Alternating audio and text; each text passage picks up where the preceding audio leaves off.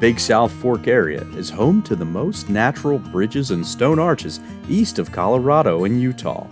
It's often called the Yellowstone of the East.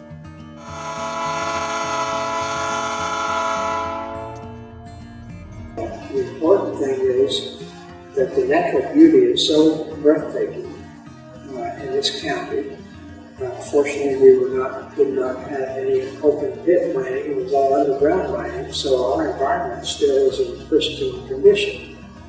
While there is plenty of natural beauty around Stearns, Kentucky, the underground hazards can't be ignored.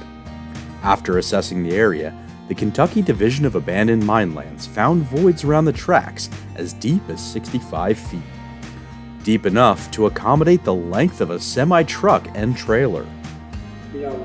Watch some pictures, and there's a gap about 6 inches wide, and about that much difference in the grade that happened, crack that happened, just adjacent to almost 300 feet of track.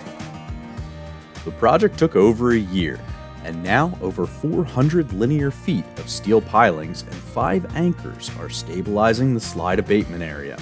Low-cost materials and equipment from partnerships between Big South Fork Scenic Railway, Jackson Reclamation Services, and the Kentucky Division of Abandoned Minelands kept the reclamation costs low.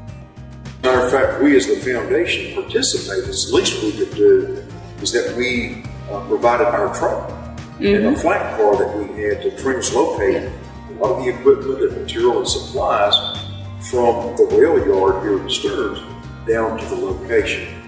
I will tell you, I think there has been an extraordinary harmony between the foundation and all that it stands for, the railroad and all that it stands for, in our state of Kentucky, AML. It could not have been more distant.